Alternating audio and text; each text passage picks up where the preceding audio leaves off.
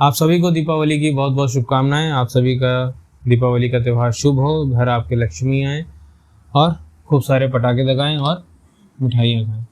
लेकिन साथ ही हमें ये नहीं भूलना चाहिए कि हम हर दीपावली पे इन्वेस्टमेंट की भी स्टार्ट करते हैं, इन्वेस्टमेंट की शुरुआत करते हैं जो लोग भी नए हैं, और साथ ही कुछ ऐसे फंड्स को हम डिस्कस करते हैं जो कि आने वाले साल में यानी 2026 में हमें क्या रिटर्न दे सकते हैं और क्या उनमें इन्वेस्ट हमें करना चाहिए। तो ऐसे ही कुछ फंड जो हमारा यहाँ पे मैं आपके साथ हर साल डिस्कस करता हूँ, तो ऐसे ही कुछ फंड मैं यहाँ पे आपके साथ डिस्कस करने के लिए लाया हूँ। ज़्यादा फंड नहीं होने वाले हैं आज के इस वीडियो में, हम यहाँ पे कुछ फंड ही डिस्कस करेंगे। वो फंड आपको एकदम एक नंबर फंड मिलेंगे जिसमें अगर आप चाहें तो इन्वेस्टमेंट स्टार्ट करके और एक लॉन्ग टर्म इन्वेस्टमेंट कर सकते हैं और अच्छा रिटर्न कमा सकते हैं। बाकी आपका जैसा यहाँ पे कमेंट होगा, जैसा आपका यहाँ पे सुझाव होगा, मैं आपको उस तरीके के फंड भी जल्द ही आपके साथ शेयर करूंगा। तो बिना देरी के शुरू करता हूं मैं आज का वीडियो, जिसमें हम बात करने वाले हैं बेस्ट फंड फॉर 2026।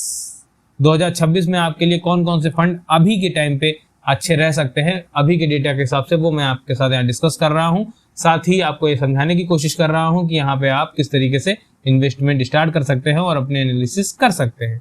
तो बिना देरी के शुरू करता हूँ, जिसमें मेरे पास पहला जो फंड है वो है इंडेक्स फंड का, वो है बंधन Nifty 50 index fund direct plan growth.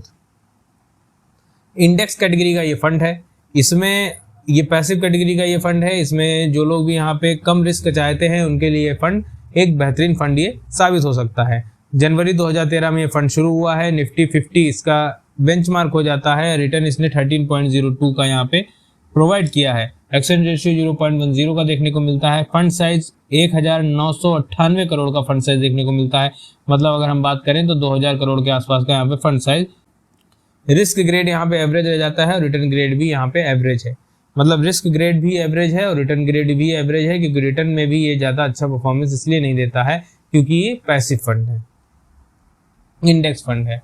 तो यहाँ पे टॉप 50 लार्ज कंपनीज में आपका पैसा इन्वेस्ट किया जाता है और जिस तरीके से इंडेक्स वर्क करता है उस तरीके से ये आपको यहाँ पे रिटर्न प्रोवाइड करते हैं, जो कि एक एवरेज रिटर्न हो जाता है। बहुत से लोगों का आज भी एक सवाल होता है कि सर ये पैसिव फंड होते क्या हैं।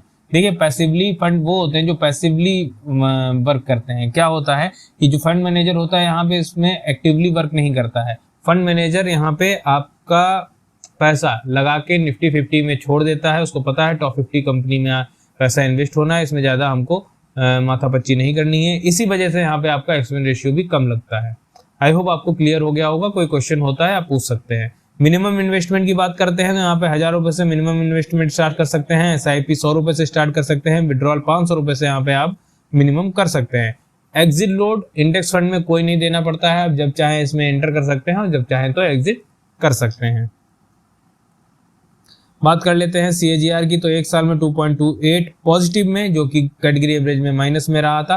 3 साल में 14.68, 5 साल में 17.36 का यहाँ पे CAGR देखने को मिलता है, जो कि कैटेगरी एवरेज को बीट नहीं कर पाया है। एसेट एलोकेशन की बात करते हैं तो 99.51 का इन्वेस्टमेंट इक्विटी में देखने को मिलता है। अदर्स में 0.49 का देखने को मिलता है।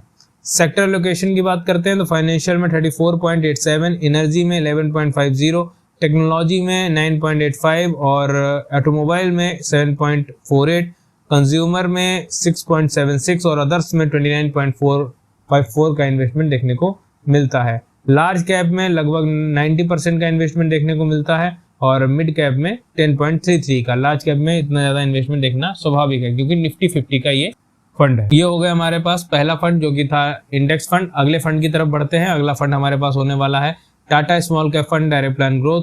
तो जो लोग भी इंडेक्स फंड में इन्वेस्ट करना चाहते हैं उनके लिए बंधन निफ्टी 50 हो गया, और जो लोग भी यहाँ पे स्मॉल कैप कैटेगरी यानी थोड़ा सा रिस्क ले सकते हैं और अच्छा रिटर्न चाहते हैं तो उनके लिए यहाँ पे टाटा स्मॉल कैप फंड मैंने रखा है। नवंबर 2018 में ये शुरू हुआ है। बेंचमार्क निफ्टी स्मॉल कैप 250 इसका बेंचमार्क हो जाता है। रिटर्न इसने 24.18 का इसने प्रोवाइड किया है। फंड साइज इसका 11,637 करोड़ का है और एक्सपेंस रेशियो 0.33 का देखने को मिलता है। एक्सपेंस रेशियो स्मॉल कैप के हिसाब से काफ़ी कम है। ओपन एंडेड फंड है। रिस्क ग्रेड यहाँ पे बिलो द एवरेज है और return grade above the average है।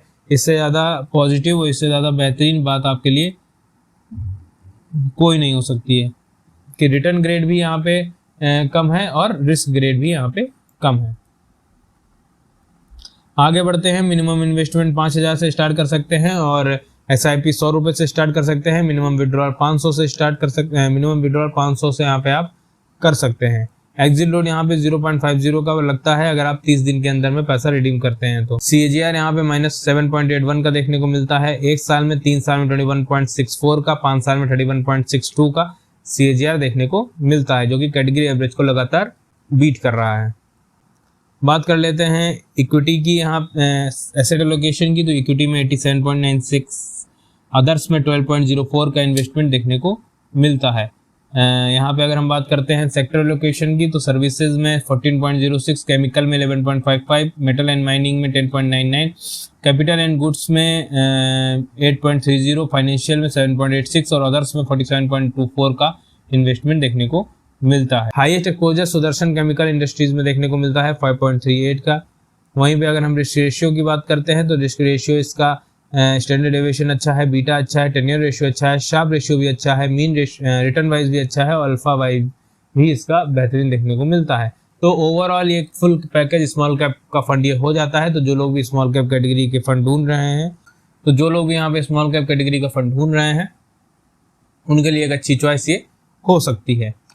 ये थे हमारे 2 फंड जिसमें हमने इंडेक्स फंड और स्मॉल कैप फंड को डिस्कस किया, जिसमें आप अगर इन्वेस्ट करते हैं तो 2026 में अच्छा रिटर्न ले सकते हैं। अगला फंड है हमारे पास Parag Paras flexi cap fund direct plan growth. उन लोगों के लिए फंड है जो लोग फ्लेक्सिबिलिटी चाहते हैं अपनी इन्वेस्टमेंट में, जो लोग डाइवर्सिफिकेशन चाहते हैं अपनी इन्वेस्टमेंट में और एक हल्का सा रिस्क लेना चाहते हैं और अच्छा रिटर्न चाहते हैं, तो उनके लिए पराग पारस फ्लेक्सी कैप फंड से अच्छा दूसरा कोई फंड इसलिए नहीं हो सकता है। ये आपको यहाँ पे सारी जानकारी मिल जाएगी। मई 2013 में फंड शुरू हुआ है। निफ्टी 500 टोटल रिटर्न इंडेक्स इसका बेंचमार्क हो जाता है। रिटर्न इसने अभी तक 19.74 का प्रोवाइड किया है और एक्सपेंस रेशियो 0.63 का इसमें एक्सपेंस रेशियो है। फंड साइज 1,19,723 करोड़ का इसका फंड साइज हो जाता है, जो कि काफी बड़ा फंड साइज इसका ये हैंडल कर रहा है। रिस्क ग्रेड लो है, return grade above the average है, जो कि काफी एक पॉजिटिव पॉइंट इसको मिल जाता है। आगे बढ़ते हैं, मिनिमम इन्वेस्टमेंट 1000 की आप यहाँ पे कर सकते हैं और मिनिमम विड्रॉल यहाँ पे 1000 का कर सकते हैं। SIP 1000 रुपये से स्टार्ट कर सकते हैं। अगर आप 1 साल के अंदर में पैसा रिडीम करते हैं तो 2% का आपको एग्जिट लोड देना पड़ेगा। CAGR की बात करते हैं तो यहाँ पे 1 साल में CAGR की बात करते हैं तो 1 साल में 7.14, 3 साल में 21.96, 5 साल में 22.85 का यहाँ पे CAGR देखने को मिलता है। 1 साल में जहाँ कैटेगरी एवरेज माइनस में परफॉर्मेंस दी है, वहीं पे इस फंड ने पॉजिटिव परफॉर्मेंस दी है और लगातार कैटेगरी एवरेज को बीट करता हुआ गया है। SIP रिटर्न की तो यहाँ पे 10.84 का और 3 साल में 21.15, 5 साल में 23.93 का यहाँ पे SIP रिटर्न देखने को मिलता है। एसेट एलोकेशन की बात करते हैं तो इक्विटी में 74.81, डेट में 22.45 और अदर्स में 2.74 का यहाँ पे इन्वेस्टमेंट देखने को मिलता है। सेक्टर लोकेशन की बात करते हैं तो फाइनेंशियल में 25.71, सर्विसेज में 10.48 और ऑटोमोबाइल में 8.06 का इन्वेस्टमेंट देखने को मिलता है। टेक्नोलॉजी में 6.10, एनर्जी में 5.99 और अदर्स में 43.66 का इन्वेस्टमेंट देखने को मिलता है। हाईएस्ट एक्सपोजर की बात करते हैं तो HDFC बैंक में 8.08 का देखने को मिलता है। रिस्क रेशियो स्टैंडर्ड डेविएशन बेहतरीन है, बीटा अच्छा है, शार्प रेशियो अच्छा है, टेन्योर रेशियो अच्छा है, अल्फा अच्छा है और रिटर्न वाइज भी ये फंड काफी बेहतर है। तो अब आपको समझ में आ गया होगा कि यहाँ पे मैंने एक एक फंड चुन के रखा है, जिसमें आपको यहाँ पे ये क्वेश्चन करने की जरूरत ही नहीं होगी कि आप इसमें इन्वेस्ट कर सकते हैं कि नहीं। आप इसमें आराम से इन्वेस्ट कर सकते हैं। बाकी आपके सूझबूझ, आपके विजन के हिसाब से निर्भर करता है कि आपको क्या करना चाहिए। आगे बढ़ते हैं, अगला फंड हमारे पास रहने वाला है SBI Contra fund direct plan growth. ये कॉन्ट्रा कैटेगरी का ये फंड है, वैल्यू ओरिएंटेड ये फंड होते हैं। तो जो लोग भी कॉन्ट्रा फंड में इन्वेस्ट करना चाहते हैं, जो लोग भी वैल्यू ओरिएंटेड फंड ढूंढते हैं, उनके लिए ये फंड बना हुआ है। क्या होते हैं वैल्यू ओरिएंटेड फंड? देखिए, वैल्यू ओरिएंटेड फंड मैं आपको पहले भी समझा चुका हूं, फिर से मैं आपको शॉर्ट में समझा देता हूं। वैल्यू ओरिएंटेड फंड वो होते हैं जिसमें जो फंड मैनेजर होता है वो ऐसे फंड, ऐसे कंपनी, ऐसे स्टॉक को सर्च करता है जो कि अभी अंडर वैल्यू है, लेकिन उसके चांस हैं कि वो एक अच्छा यहाँ पे आपको रिटर्न प्रोवाइड कर सकते हैं, बट अभी वो अंडर वैल्यू है। तो वो वहाँ पे उन फंड्स को उठा के अपने पास इन्वेस्ट कर देता है और जैसे ही वो फंड आपको अच्छा रिटर्न देते हैं, वहाँ पे वो आपको एक अच्छे कैटेगरी के फंड आपके पास हो जाते हैं। उन्हीं को हम वैल्यू ओरिएंटेड फंड कहते हैं। बात कर लेते हैं, जनवरी 2013 में ये फंड शुरू हुआ था। Benchmark Nifty 500 value 50 total return index का बेंचमार्क हो जाता है। रिटर्न्स ने अभी तक 16.51 का प्रोवाइड किया है। इक्विटी वैल्यू ओरिएंटेड ये फंड है, जैसा मैंने आपको बताया। एक्सपेंस रेशियो 0.74% का देखने को मिलता है, जो कि कैटेगरी एवरेज से कम ज़्यादा है। फंड साइज 47,205 करोड़ का इसका फंड साइज हो जाता है। रिस्क ग्रेड लो है, रिटर्न ग्रेड हाई है। 5,000 की इन्वेस्टमेंट से आप यहाँ पे स्टार्ट कर सकते हैं और SIP 500 से भी स्टार्ट कर सकते हैं। यहाँ पे विड्रॉल की बात कर लेते हैं तो मिनिमम 500 रुपये का आप विड्रॉल यहाँ पे कर सकते हैं। 0.25 का यहाँ पे आपको एग्जिट देना पड़ेगा अगर आप यहाँ पे 1 महीने के अंदर में इन्वेस्टमेंट रिडीम करते हैं तो। वहीं पे बात करते हैं CAGR की, तो 1 साल में -1.63, 3 साल में 21.57, 5 साल में 29.96 का यहाँ पे CAGR देखने को मिलता है। इक्विटी यहाँ पे 89.66, डेट 5.59, अदर्स में यहाँ पे 4.75 का इन्वेस्टमेंट देखने को मिलता है। वहाँ पे अगर हम बात कर लेते हैं रिस्क रेशियो की, तो स्टैंडर्ड डेविएशन में यहाँ पे आपको पॉजिटिव देखने को मिलता है, बीटा भी अच्छा देखने को मिलता है, शार्प रेशियो भी अच्छा देखने को मिलता है, टेन्योर रेशियो भी अच्छा है, अल्फा भी अच्छा है। रिटर्न वाइज ये थोड़ा सा यहाँ पे 19 देखने को मिलता है अपने कैटेगरी एवरेज से, बहुत ज़्यादा अंतर नहीं है। तो ये एक बेहतरीन फंड हो जाता है आपके लिए यहाँ पे, अगर आप वैल्यू ओरिएंटेड फंड ढूंढते हैं तो। ये थे हमारे आज के 4 फंड, जिसमें हमने index fund, small cap category, flexi cap fund और कॉन्ट्रा फंड, मैंने चारों फंड आपके साथ डिस्कस किए। तो जो लोग भी यहाँ पे जिस कैटेगरी में जाना चाहते हैं उनके लिए, सभी के लिए ये फंड मिल गए होंगे। और आपको क्या यहाँ पे क्वेश्चन है, आपका यहाँ पे क्या सुझाव है, मुझे कमेंट बॉक्स में बता सकते हैं। लेकिन इस दिवाली से इन्वेस्टमेंट जरूर स्टार्ट करिए। आपका जैसा भी यहाँ पे विजन होता है मुझे कमेंट बॉक्स में बताइए, मैं उसके बेस पे आपके लिए फंड यहाँ पे एनालिसिस करके लाऊंगा। आप इसी तरीके से अपने फंड की एनालिसिस भी कर सकते हैं।